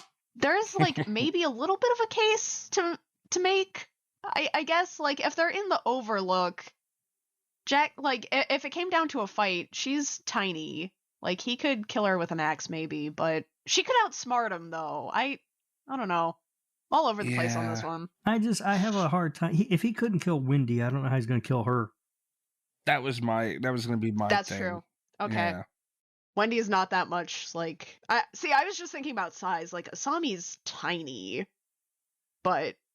Yeah. So is Wendy, though. And Wendy didn't have the strongest will in the world, you know? No. Wendy literally went on to play Olive Oil in the Popeye movie. That's how tiny, skinny she was. Yeah. This is true. Sorry, Jack. Yeah, kind of. Jack's out. No, I'm not, Jack. Go to hell. Rob. Yeah, be nice. Damn. Okay, let's see what we got going on here. On the killer side. Here it is, guys. Here we go. Robert the Tire from Rubber. I'm so interested to see what this matchup is.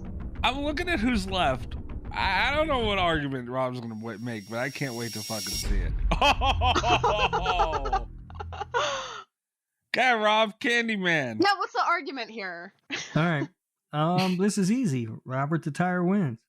Yeah? How? Oh, no. Yeah. His argument is going to be that Robert the Tire can't say Candyman 3 times. Well, that's actually a very good point. Robert can't say Candyman 3 times, but even if Candyman were to show up, all Robert has to do is vibrate for a few seconds and his head explodes.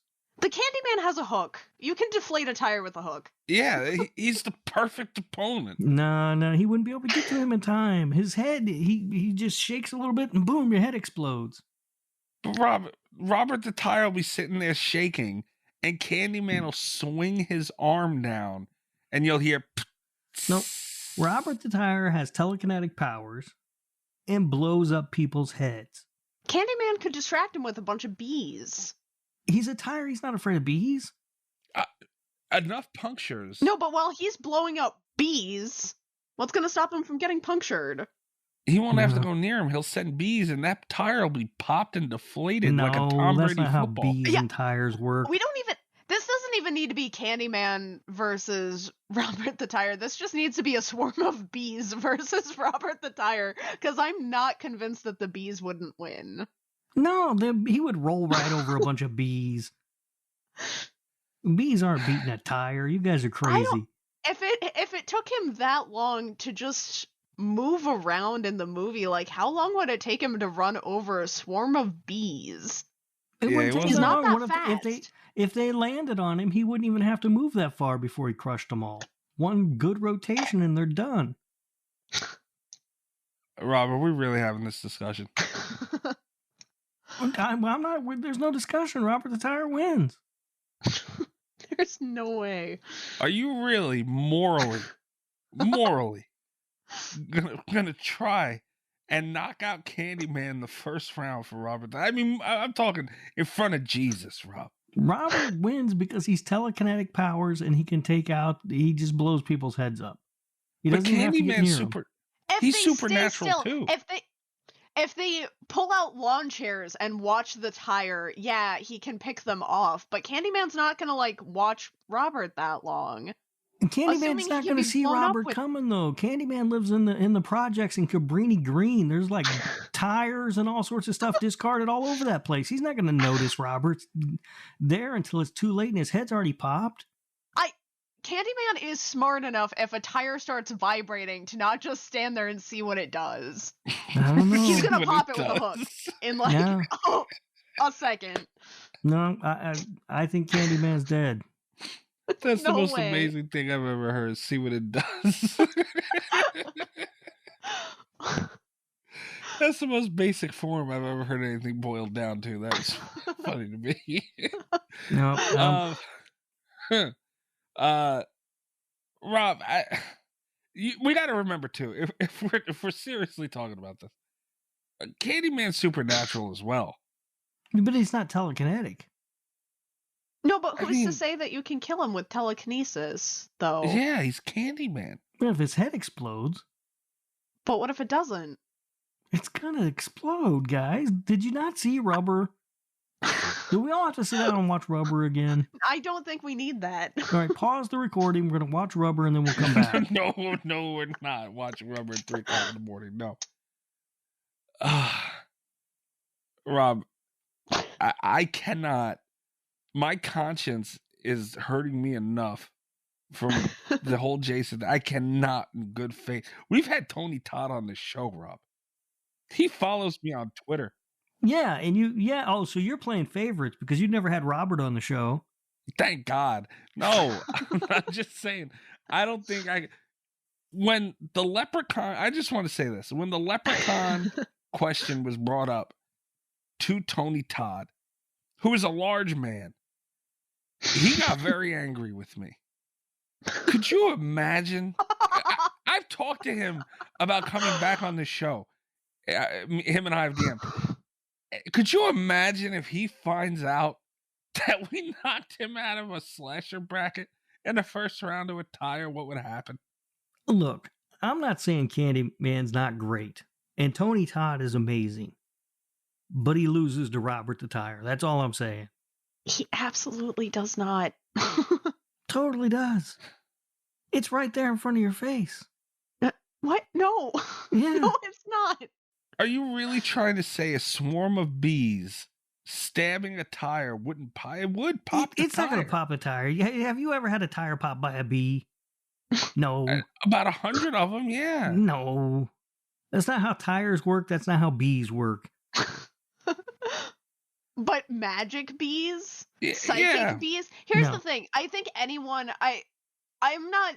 So, Candyman is a supernatural entity, and without going into, without nitpicking what his powers are, I'm just going to make a blanket statement about anyone with psychic, anyone who does psychological damage to their victims, any supernatural entity, right? Anyone with mind control, anyone with any kind of, psychic sense is going to know that Robert is not a natural tire. He's going to have some defense against that. But he's not going to be able to You can't you can't psychologically attack a tire. Absolutely you can. He's got mind control. Like, Not over a tire. He doesn't know how tire minds work. I'm saying he could sense Robert and he would be there in like a second flat. Like, he's not gonna get. Your whole thing was that Robert the tire could sneak up on him. There's just no way He totally that could. Candyman is like, oh, I guess this normal vibrating tire is just gonna get me now. Like, no, No, well, absolutely not. All right, well, you guys are crazy. Candyman's dead. That's how I vote. Robert the tire wins.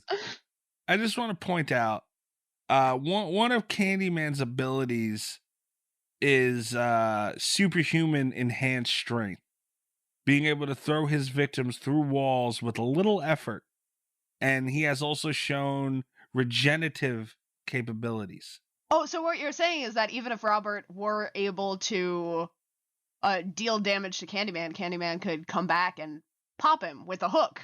Not if he exploded his head. Or just like throw him against a wall. He could pick up Robert and rip him in half with his bare hands. But he's got to get to Robert first. He can't.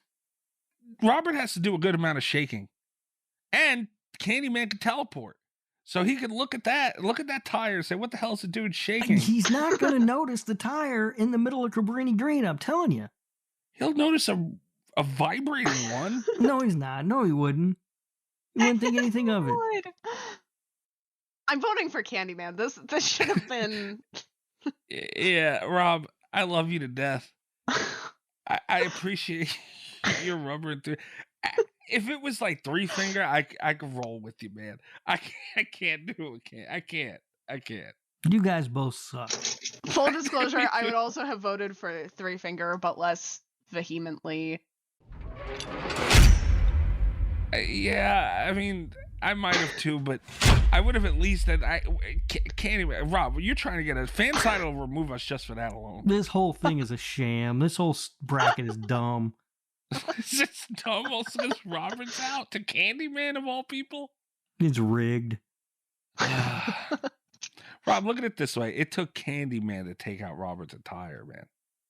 I'm filing a formal complaint. Did you I'm say the Cat HR runs? department, apparently. Yeah. So Not with our HR department, with the Podcast Association. Oh. Does that exist? I don't know. I'm going to look into it. And if it doesn't, I'm going to form it.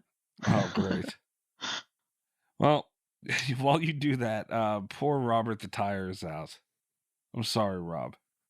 I am sorry. I remember how upset I was when Santa Jaws lost. I apologize for your loss. Yeah, Santa Jaws lost to a fucking leprechaun, man. I mean, Robert went out to Candyman for crying out loud. There's no shame in that. I can't believe we had like a fucking 10-minute discussion. This is the most ridiculous thing. It took us long. I want to point out, it took us longer to knock out Robert the Tire than it did Jack Torres. I know. It took us longer for Robert the Tire than Ghostface. Oh, God. Yeah, it did. And Leatherface. Robert the Tire's getting too much swagger right now, and I don't like it. Oh, my God. All right. Let's knock out the last. We'll run another one for the human side because we have to get rid of this straggler over there with the groups. So the straggler is the oh shit, I didn't mean to do that. The puppets from Puppet Master. No fucking drama there. That's the last one on the group list, and they're going up against. I'm really mad we didn't have them to go against the dolls. Adrian Griffin, the Invisible Man. Oh, okay, boy. so here's my question is, where are they having this fight? Because if it's in Adrian's house, we don't have to have this conversation. If it's with his security cameras, they just lose outright. If he has like cameras that can detect them and alarms and a computer nearby, he wins. But if it's a field situation, even if it's like him and the suit, I'm not sure he could take the puppets. I think this is like a complete where are they fighting situation. Everyone knows my ongoing battle with that suit. I don't. We know like you don't it. like the suit. It's a stupid fucking suit. but it is an invisible suit nonetheless. I feel like no matter where they were, say he was in a house, maybe not his house, a house, he would notice something going on because he is a smart guy, built the damn suit. And he would, I mean, I know what I would do is I'd be like, oh, I have an invisible suit. Let me go invisible and watch what the hell's going on here. And he'll catch these puppets doing non-puppet things. And then he would just be invisible and grab up the puppets and kill them. Rob, I mean, is my rundown anywhere to how you think it would go? Oh, what I say doesn't matter, so I'm not playing anymore. Oh, no. Rob, don't do Over the tire? Against Candyman of all things. You guys have crossed the line. You've gone too far. Jason I Voorhees can't was wait. okay. When you start posting these polls, I can't wait to see what the ratio is for Robert the Tire versus Candyman. It's going to be 100% to Robert the Tire. It's going to be the first clean sweep on Twitter. If anyone votes for Robert the Tire, I disown them as a listener. I just want to say that. I disowned our listeners a long time ago. I don't remember. You know what's bothering me is that I watched the original, the first Puppet Master, less than 6 months ago, and I can't remember a damn thing about these puppets. Wow. I do remember it was a better movie than I remembered it being. It's actually not bad. The thing that's tripping me up is I watched one of the sequels more recently, and that's the one that's freshest in my mind. Yeah, I haven't seen. I don't know that I've even seen any of the sequels, but the first one's not a. I mean, it's not a great movie, but it's not as bad. It's not as bad. Stupid as you would think it is. This is a tough one because clearly the puppets have to get the jump on him. Right. Are they going to be able to get the jump on him if they can't see him? He could pull that out anytime he wants. Unless they have a plan to kill him without him picking up on any type of tomfoolery going on. And they successfully kill him one go. Which I don't think would happen. He has I can see him getting one of the puppets and trying to dissect it and figure out what it is while all the other puppets sneak up behind him. Because I think if a scientist sees a moving puppet, he's not going to be like, oh, yeah, a possessed puppet. He's going to be like, who made this and how? But I think that's their only chance in a house. Because, yeah, he's got the suit. They'd have to find him. And I don't think there's any way that the puppets are smarter than him. No, I don't think they're smarter than him. They are sneaky, though. But are they more sneaky than someone invisible? No, I'm going with the Invisible Man. I just can't quite work it out in my brain how they do it. Kat, can you go with the Invisible Man so I don't have to vote for that stupid suit? Yeah, shut up about the suit. The suit is fine. Yeah, I'll vote for the Invisible. I could see it going either way, but I do feel like I've made the best case that I can possibly make for the puppets, and I still think Adria might win. So yeah, I'll vote for the Invisible Man. All right, I appreciate it because I'm going to go with the puppets on a principal vote. So Adrian moves on nonetheless, unfortunately. Damn it, man. I don't like that suit, dude. I really can't get over it. I don't like that you don't like the suit. I don't like that you do. It's a suit. They're going to have them on Amazon eventually. Okay, Invisible Man moves on. All right, we can go back over to the killer bracket. We're winding down on this thing. Thank God. This was the worst idea ever. Oh, here comes one of Rob's picks, the entity from It Follows. So everybody cover your holes while we wait for his opponent. I don't think that's how that works. No. I don't think so either. Oh my God. So how would the entity even find Three Finger? That's my question. Right, Three Finger from Wrong Turn. I'm sorry, I'm laughing at the irony that a creature, an entity that fucks things. That's not exactly how it works. The entity doesn't actually have sex with anyone. No, it just follows people who. It's passed on to someone else. Yeah. Okay, so the STD is going up against Three Finger. Yeah. It would have to get into the family first, which I think would be like the hardest part of this whole equation. Right, because they're all just banging each other. Yeah. But there's no way that Three Finger's smart enough to like even realize that he's being followed by anything. Right? This is true. This is true. Like, assuming that the entity can get to him initially, he doesn't stand a chance. Right, and you can't directly kill the entity. Right. If I'm remembering it follows correctly, right? You just have to basically just get away from it.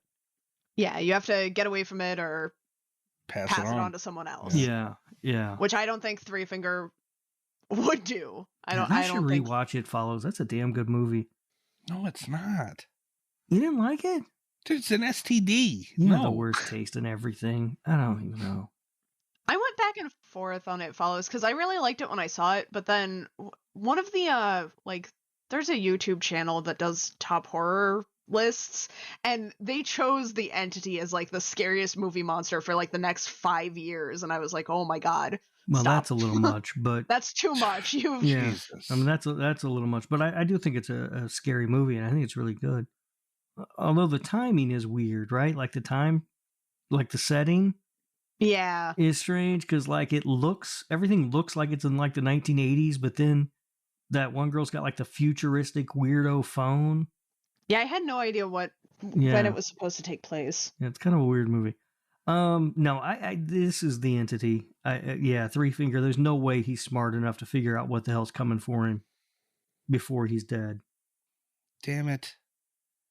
I'm really mad that I need to, and it hurts even more because they have hinted at having their way with their victims in the Wrong Turn movies before. I don't think it was Three Finger, but my point is, I can see it getting its way into their little camp. Maybe by that, and then they're all just over there fucking each other in there. So it's just gonna ping pong. Back and forth, but it's not even until they're all gone, including Yeah. Poor Three Fingers. So, yeah, the entity's going to move on in this one, guys. How the hell? The discussions we have is just... Yeah, this is a conversation I didn't think we'd have today, but here we are. The STD creature versus Three Finger. That is the most ironic thing in the world to me. I'm sorry. All right, so let's we're just about done with round one. So let's see what's going on here with the final four that we have for round one on the human side.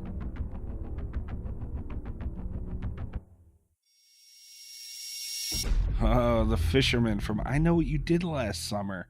I want to talk about this. I'm going to vote against whoever goes against the fisherman. What? I'm going to call it now. I don't you like think the Ben fisherman. is that tough? Oh, I'm sorry. I'm going to vote for I'm going to vote against. I said that wrong. I don't like the fisherman. And I'll admit I'm a little bit biased on this one because I read the book and it made me like the movie less. I really hate that book with a passion. You read The Human Centipede? No. I don't think they have that, or I would have probably read that too. No, I read I Know What You Did Last Summer, and it's seriously like top 5 worst books I've ever read in my entire life. Isn't that like based on a true story? I hate that book. I don't care. I believe the story is the woman who wrote the book wrote it because her daughter was killed. Yeah. She hated the movie because she said they took her book and turned it into something it absolutely was not. Well, they had to add the book was like, oh, but we're okay and we love each other at the end, and also no one died in the slasher, and it's like hold on. I don't know. It was a very sappy ending to a very anticlimactic. I don't know. I didn't just don't read like it that book. because I, don't read. But don't read that book. I don't know. And I don't know when the last time is that you watched I Don't Know What You Did Last Summer, but it's not a good movie. It's been a long time. Yeah, you might remember it as a good movie because I did, but then I rewatched it within the past year. Not a good movie at all. I think the worst part about the movie was the killer. Yeah, it's just a bad movie all the way around. Dr. Hyder wins. Well, he's certainly Unrelated smarter. note. He's smarter than the Gordon's fisherman. Yeah, Yeah. But absolutely. is he going to be able to sew his face to somebody else's ass? I mean, does he even really have to? I mean, You just gotta get him, like, under the knife is the whole yeah. thing. Because he doesn't, like, he didn't take all of the people. Like, they weren't all compatible or whatever. Like, they didn't all have the same blood type or whatever it was. And he was murdering people before he found, like, his 3 victims. So, I don't know.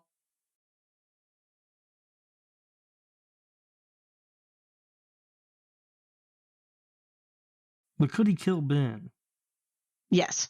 I believe he could. Ben's like a big tough dude, right? Like he's a big like dock working fisherman guy. He killed the 2 cops. The doctor's just like a little doctor. And my thing is too, like, as much as I've gone on for a while about how much I hate the killer, and that's the only thing I don't like about it. I know he did last summer, but anyway, it is a whodunit. He did a lot of sneaking around and plotting, very Ghostface-esque. I mean, that was pretty much the reason that movie came out, was because of Scream. But I don't like Human Centipede either, so I'm not winning either way in this one. I don't know. He might be able to sneak his way around this guy, and if it did come to face, I don't know if the doctor, like, it's not like he had any like Edward Scissorhands fast reflexes and anything. I don't know. No, he did manage to subdue 3 people. Yeah, but they were regular people. Well, yeah, but I'm just talking about what we see. More than 3 people, because, and the 2 cops. And plus, here's the thing, is that I don't think the fisherman's creeping up on him. Like, he's paranoid. He's a really paranoid guy. I don't think there's any way. Right. Yeah, so all right, so the fisherman's he sneaks around and creeps around and does his little creepy thing, right? And the doctor obviously surprises these people to get them some way or another. I don't He's remember got a tranquilizer gun. Is that what he did? I Yeah. couldn't remember. I've seen the Human He Centipede. drugged the girls. Initially. I've seen it once, and it was a long time ago. He did get the girls, like, he tricked them. But when he's chasing the one down who escapes, he's got a tranquilizer gun. All right, doctor wins. Tranquilizer gun wins. Yeah. I don't think. Although there were some cool kills, and I know he did last summer, but not as many as you think. I'm telling you, go back and watch it. That movie ain't good. I've watched it recently, and like I said, it had its moments here and there, but the killer was the worst part of that fucking movie. I stand by it. And I'm just gonna say, like, having admitted to being biased, I genuinely don't think there was anyone left who wouldn't stand at least somewhat of a shot against the fisherman. I'm not crazy that Dr. Hyder has made it, because this means we're gonna have to talk about the Human Centipede again. But I think he wins. You didn't like that movie? No.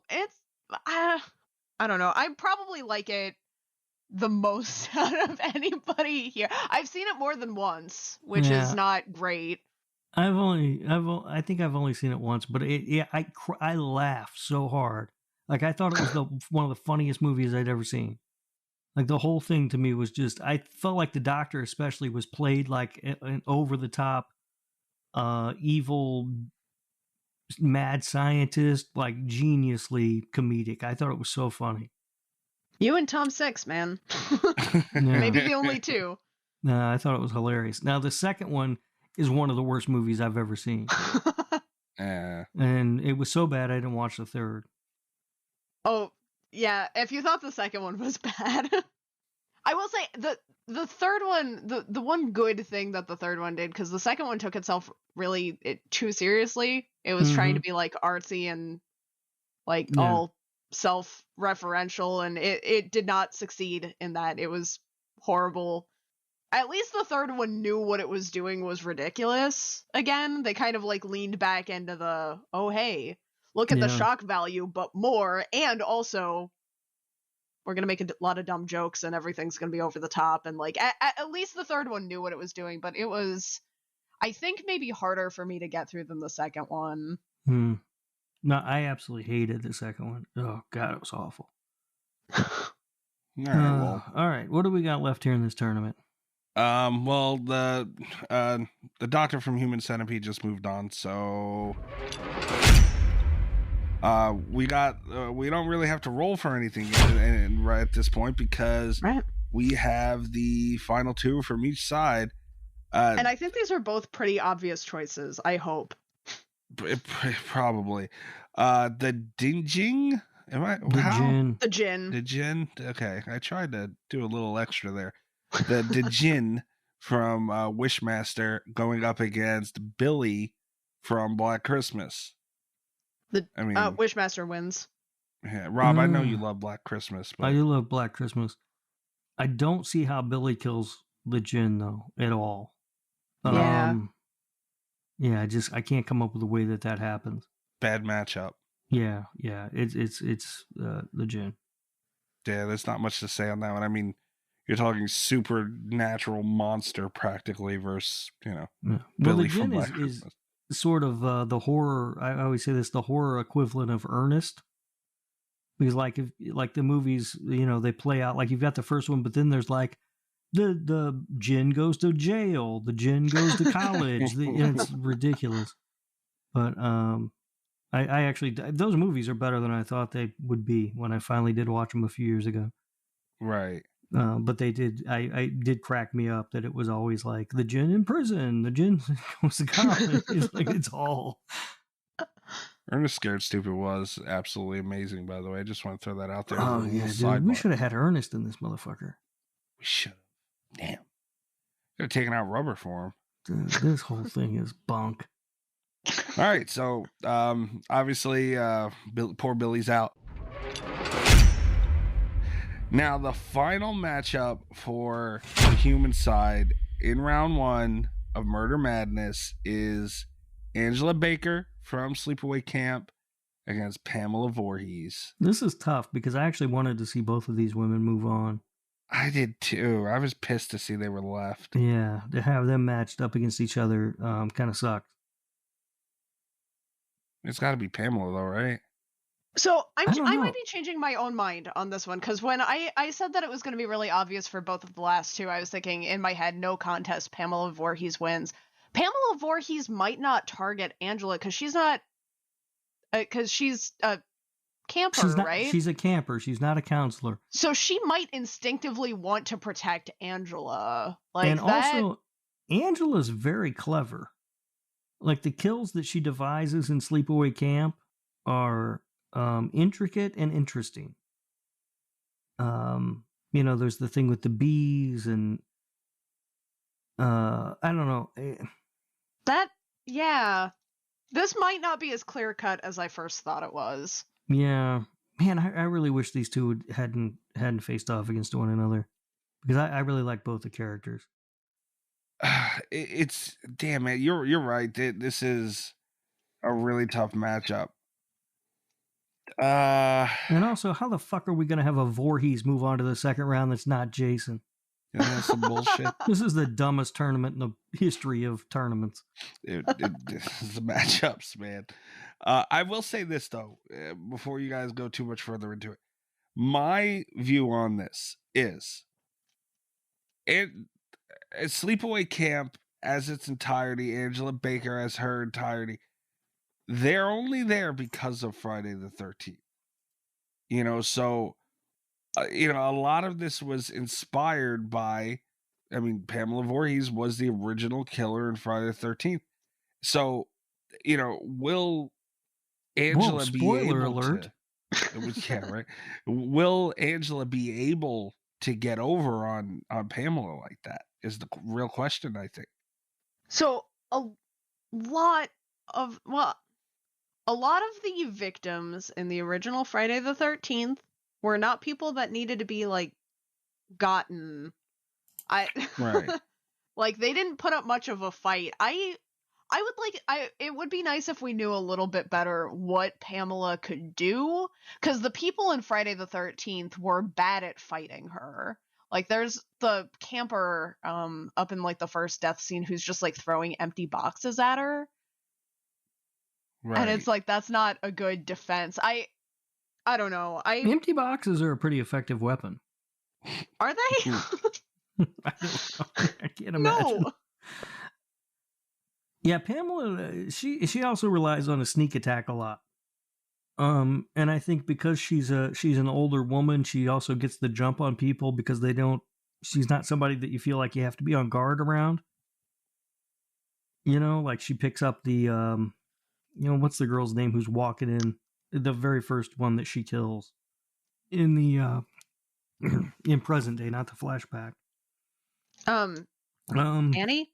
Yeah, Annie gets in the car with her and she's driving and just talking because she doesn't feel like she has to be on guard with this woman. Sort of the same thing with the first two kids as well. You know, Right. they get caught making out in the wherever the hell they are, the barn or whatever the hell that is. And they're like, "Oh, hey, what are you doing here?" You know? Yeah. So I think it's easier for her to disarm people. But Angela also has that same sort of thing. You're not afraid of a little girl either. And correct me if I'm wrong. Didn't Angela only target people who, like, you know, quote unquote, deserved it? Yeah, but I mean, so did Pamela. Right. So that's what I mean. Like, as much as Pamela might not go after Angela, I don't know if Angela would really go after Pamela either. Well, she would go after Pamela because she'd think Pamela's a bad person for killing people.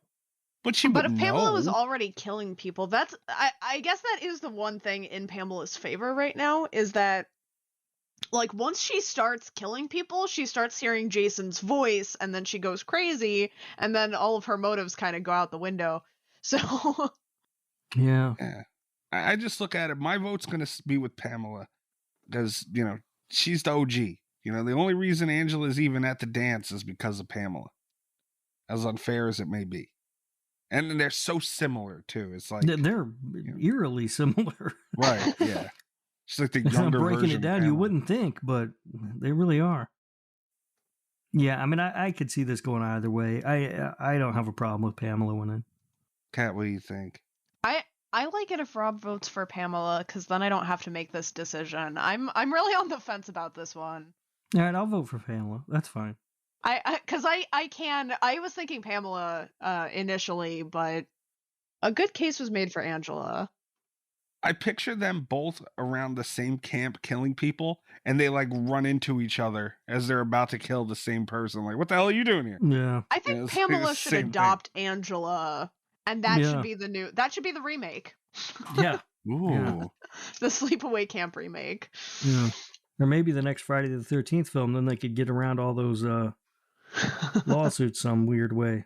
Maybe. Wouldn't that be interesting if they just, well, I mean, really, they couldn't even do that because part of the rights that Victor Miller has is to Pamela. God Yeah, it's the damn. first movie, yeah. Damn it. Yeah. Imagine if they said, fuck you, have Jason, we'll take Pamela. And there was a Right. trade-off. Imagine. That'd be amazing. Yeah. All right, so Pamela moves on. Her son does not. Wow. What a weird thing this has turned out to be. This coming from the one who really wanted to knock out poor Candyman. He couldn't beat the tire. I'm sorry. You guys are crazy. The bees could beat the tire. Telekinetic tire. Nope. Couldn't beat it. God. Anyway. Well, we have our round one, guys. So from here, everyone will be able to see what round two is going to look like, which we'll get to next week. I think we could probably get through all of round two, maybe in one episode. We should be able to. Because it'll only be 16 matchups, which is what we've been doing. Oh, yeah, true. So, all right. So we'll break down round two and we'll see where we go from there because, I mean, we obviously could get round three and then finals. We could finish the whole thing in the following episode. Because I think that would only be 13 matchups left. Is that right? All I want is for Sweeney Todd and Nathan to go up against each other. I just want to have a musical showdown.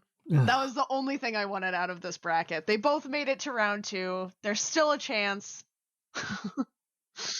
I did think, though, I don't know if I mentioned this before or not, there is one musical I like, and that's Anna in the Apocalypse. Oh, that should be our Christmas movie this year. Maybe. That's a really good one. I really liked that one. Yeah. As much as I hate musicals, I did like that movie. Well, I hate to break it to you, Kat, but Sweeney Todd is going to be going up against Michael Myers next week. So... Poor Sweeney Todd. Not looking good. Not looking good. All right, so round 2 is set up. We have some very interesting fucking matchup. Hannibal Lecter versus Chucky? What the fuck? All right, that's weird. Okay. that is a bad matchup for Hannibal. I mean, if you think about it. I mean, see that's why, like, there's give and take with everything in life, and including these the decision not to seed these out. It would have been a lot of work for us, and we were having a hard time figuring the shit out as it was. So imagine the arguments that would have caused. But I mean, the discussions alone that we've been able to have about these guys has just been fucking awesome. There wouldn't have been that many arguments about seeding it out. We could have just made notes on the spreadsheet. There would have been arguments. Yeah. Yeah, Kat would have been mad about our spreadsheet placement. I just want to point out that tab 2 is still perfect. Tab 2 has not yet been ruined. Not yet. I could change that, though. Do I still have access to this thing? Not in the next 5 minutes, you won't. And it's still named the first annual Lord Humphrey Cup. Yeah, I like that. Yeah. God. All right, guys. So, I mean, everybody's been having a lot of fun with this, which is great. Oh, yeah. Yeah, I'm having a blast with it. Everybody except us is having a lot of fun with this, which is awesome. And it's opened up a lot of discussion on Twitter, and we hope you guys get involved with that. So, check us out on Twitter at Slasher Radio. You can go to slasherradio.com where you will be able to find all our episodes, all our interviews. My sock article is there now. Well, it's actually Kat's article, but featuring me and my sock collection. You can read that at slasherradio.com. The Slasher Radio family is all very proud of that piece. Yeah. It's the redheaded stepchild of the Slasher Radio website. That damn article. I guess you can go there and check that out. I don't even know anymore. I am working on the damn video for last week's episode, so hopefully by the time this episode comes out, go to youtube.com/Slasher Radio.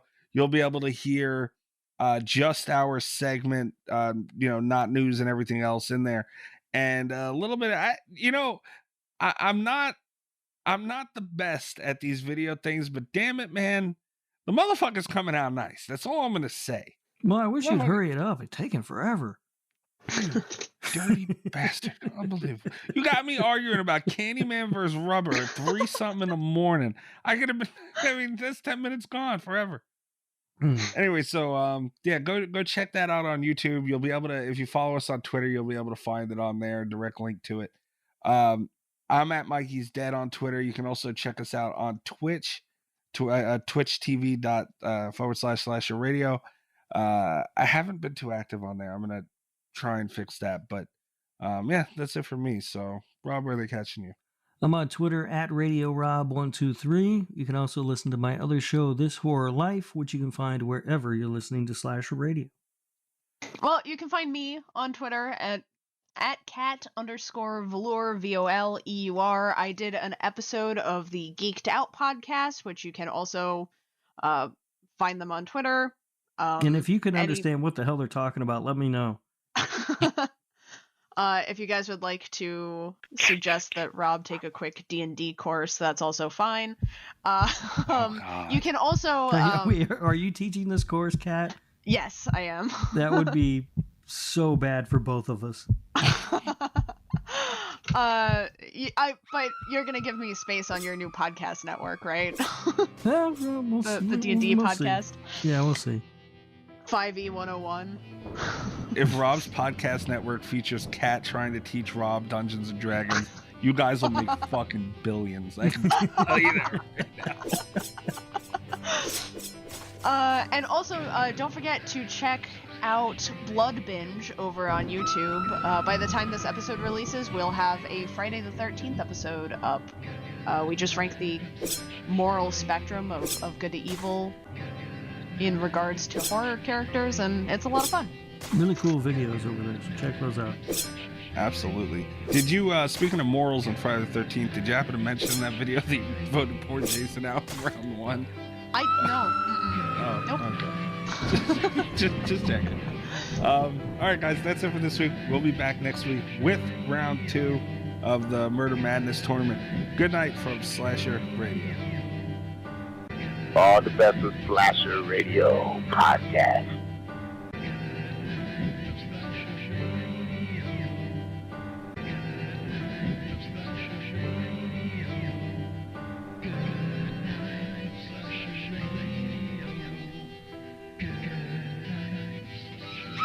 Thank you.